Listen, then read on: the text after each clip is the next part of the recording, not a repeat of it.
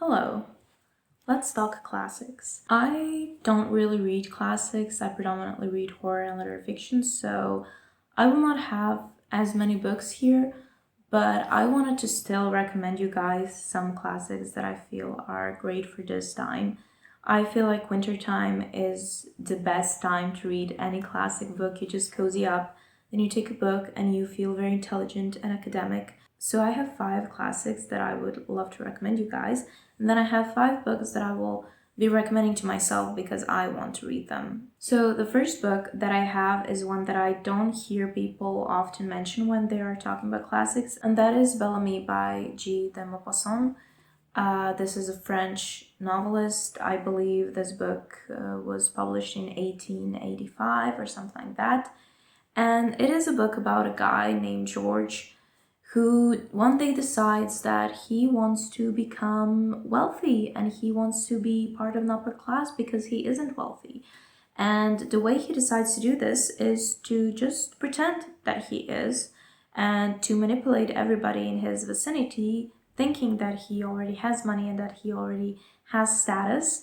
And he succeeds. People actually believe him. He's very skillful in manipulating them, and they basically give him whatever he wants, and he gets opportunities that he would never get before. This book was so fun to read. It has so many affairs and so many of those like soap opera moments where people are like, oh, but I love you, but I like him also, but I love you, and I don't love my husband anymore. And then the daughter is also in love with him, and everybody is just in love with this guy. And that was so funny to me, the way he just talks to people, the way he manipulates them.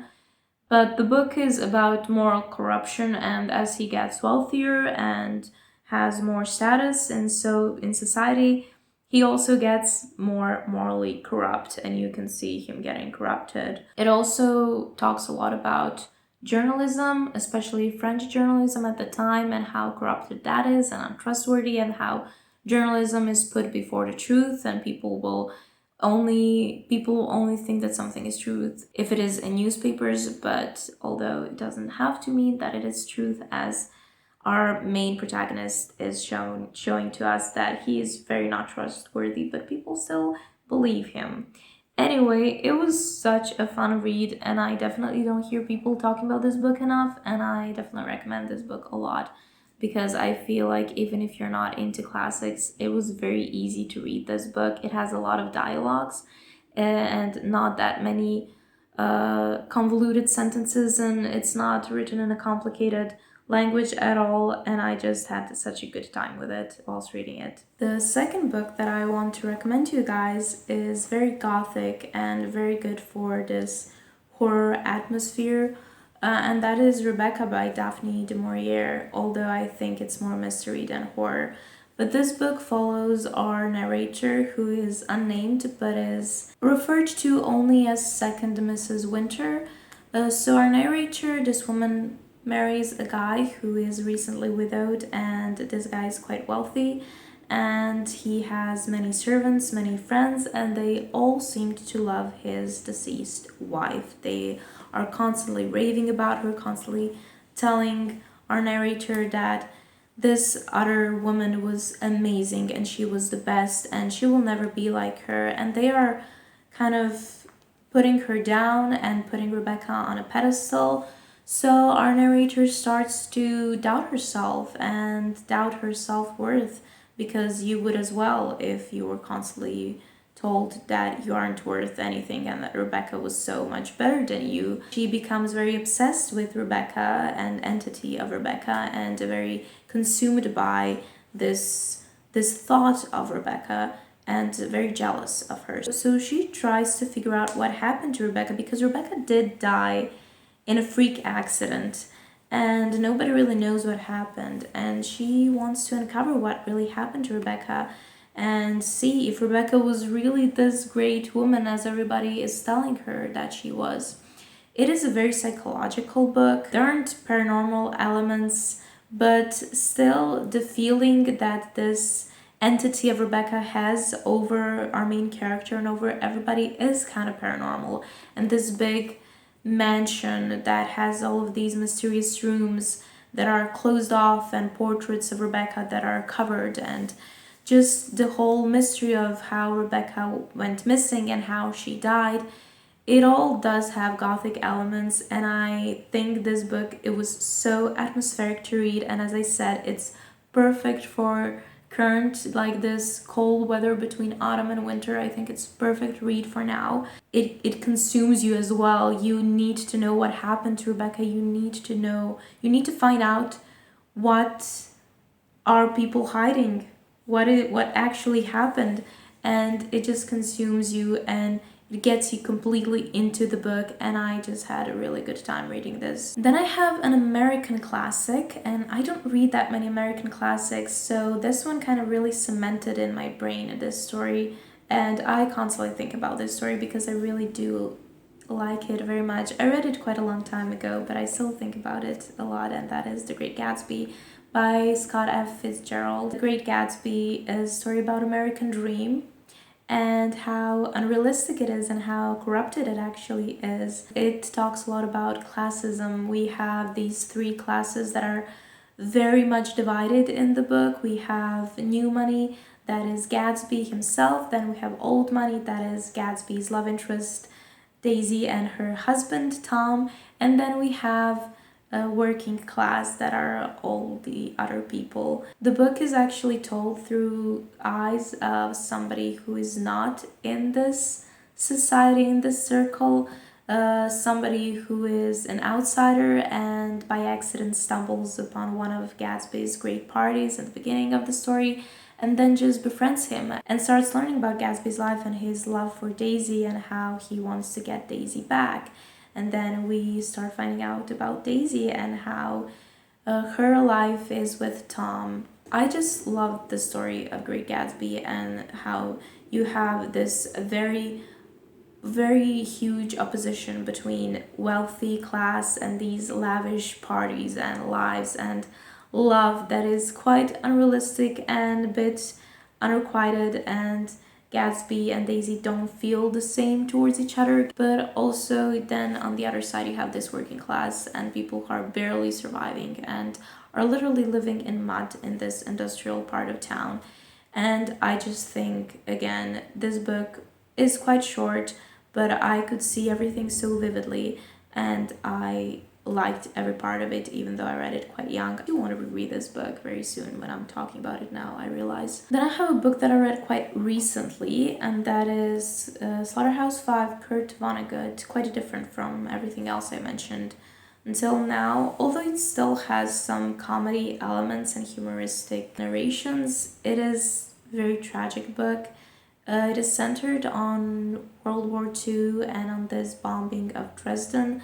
Our main character, Billy, was in Dresden whilst this bombing was happening, and he experienced these awful things, so he has post-traumatic disorder. And throughout his life, at some point, he gets superpower of traveling through time, but only through things that he himself experienced. So he cannot go in Stone Age, he cannot go very far into the future, he can only go in his life. Whatever he experienced, he can experience it again, but he doesn't have control when this will happen and where he will go in this timeline. He starts jumping through time. It's a very non-linear narrative, but it's really not convoluted at all. You can follow it pretty easily, especially because it's written in a quite simple way. It's beautifully written, I think, but it's also quite simple and you can quite easily understand where you are in his time and in his life.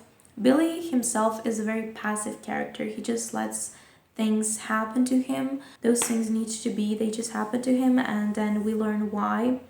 At some point in this book, aliens even come to abduct him and take him to their planet, and then they explain to him what is freedom, and that freedom doesn't actually exist, that it's all an illusion, and we are shown that throughout this book many times. And I really like this book because you can read it both as a real sci-fi novel and you can think, okay, Billy really did experience all of those things, or you can read it as some kind of metaphor and allegoric way that Billy copes with because of this trauma that he had in World War II and about all the things that he experienced back then. I think this book also balances very well between tragic and comedy. I feel like if this book didn't have those comic elements and those comic parts, I wouldn't be able to read it, especially not read it that fast as I did. The tragedy part is very, very tragic. But yeah, I definitely recommend this book. I think it's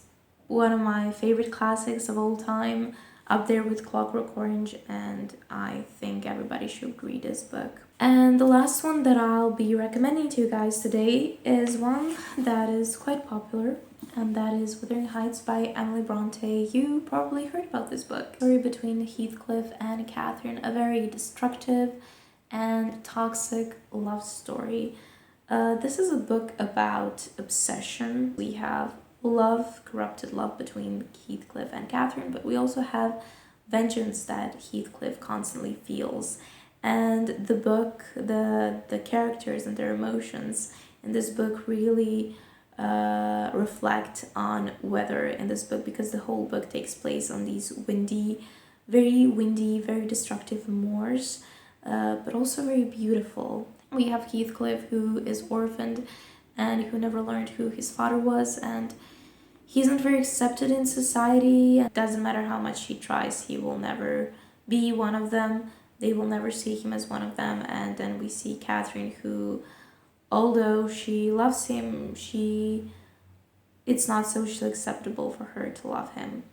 And they are trying to, as I said, kind of repress their feelings, but they're always, in the end, come on surface. I don't think I had the greatest time reading the book, but when I'm thinking about it now, I'm glad that I read it. And I'm glad that I saw that kind of relationship in the book. This is also a great time to read this book, because this book is very autumny.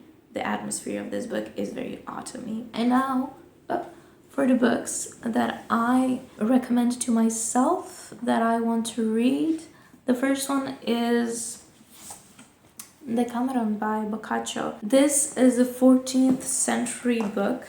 I believe it was written back then, and it is quite different from other things that were written back then, because firstly, originally it wasn't written in Latin, but I believe it was written in national language of Boccaccio. Is that Italian? I think it's Italian, but also the book didn't censor emotions, and in 14th century, a lot of literature was focused on Christianity and on religion, and this book is not. The focus of this book is human and human emotions, and every single human emotion, the bad ones, the good ones, the erotic ones, everything. This book is made from little novellas. I think there are like hundreds of them, and these little novellas are told by men and women throughout 10 days. There are 10 men and women, and they are telling each other these stories throughout 10 days. Some kind of gathering is happening, and that's everything I know about this book. And I know that I want to read it because I have it since high school, and I still have not read it, so I think I really should. Then I have Anna Karenina by Tolstoy. You see that I already started reading this book at some point, and I think I already talked about it. But I stopped reading it because I was stabbing it. And I realized that I don't really like tabbing books whilst I'm reading. I don't underline always, but sometimes when I do underline, I don't instantly write why I underlined it or anything like that. I write it in the end if I remember, and if I don't, it's fine. I don't really care about that. But yeah, when I was tabbing it, I was really focused on tabbing this book and not really focused on the story itself, so I stopped reading it. But I think this is a great time because I do associate this book a lot with winter. Then I have Steppenwolf by Hermann Hesse, another book that I started reading multiple times, and I don't know what this book is about completely. I do believe it follows a man that they call Steppenwolf because he's a loner, he likes to be alone, and then he kind of goes through this Faustian underworld, and he goes through these very strange encounters at some point in his life. I did read the first part of the book that is written from perspective of a man who met this man because this man was renting an attic in his aunt's house. So he met him whilst he was in his aunt's attic. And I like the writing style and I like the story, but I just never continue it. And I think I could read it because it's again quite short book, and my friends all recommended me this book and they all said that they think this book is great, so I want to read it really bad right now. Another book that I started reading, and I think when I stopped reading it, I only had 30 pages left, but then for some reason I just stopped reading it and I never finished it, and now it's time to finish it finally, and that is Lolita by Vladimir Nabokov. Another very popular classic, very controversial also. I feel like some people love it and some people stand by it and some people hate it and will never understand how this relationship could even be told, because it's a relationship between a 40-year-old guy and a 12-year-old girl. And I think that what I remember from how the book was written, I do believe the book wasn't written in a way that it's, again, putting this relationship on a pedestal. I think it's written in a way that is showing us this man is sick and this relationship shouldn't be happening and the relationship is awful. But I really like the way it was written, and I also find it really funny that he named the main character Humbert Humbert. I'll never get over that. The main character's name is Humbert Humbert. But yeah, it's also a very tragic book and I really want to read it because I remember loving the way it was written and the atmosphere that this book had. I also loved very much. And the last one that I have on the list of books that I want to read is Of Mice and Men by John Steinbeck. My friend lent this to me, thank you so much, because I really wanted to read this book for a very long time. I want to get more into American literature and more American classic novels. I don't know that much about. I believe it follows two guys who just are trying to figure out what they want to do with their lives, and then they go and work on some ranch, and it's just about how they are and what they're doing and how they're living, and it's very, very short. I really like the feel of American classics. I mean, I liked it in Great Gatsby, and I don't think this is like Great Gatsby at all, but I realized that because it's so different from most classics that we read here. I feel like mostly when you're in Europe, most classics that you read for school and now for university for me are European classics, European novels and European literature, and everything is based on those, and we rarely go and read something from America. And for me, I do like American literature. I read quite a lot of modern American literature. Also, I have to find some classics that are like South America, especially like Argentina, because I love Argentinian authors. So if you have any recommendations of Argentinian classics, please let me know because I do really want to read those. But yeah, this is the last one, the shortest one. And on that note, I will finish this video, and thank you for watching this. If you have any recommendations, please, as I said, let me know in the comments down below, and I'll see you in my next video. Bye!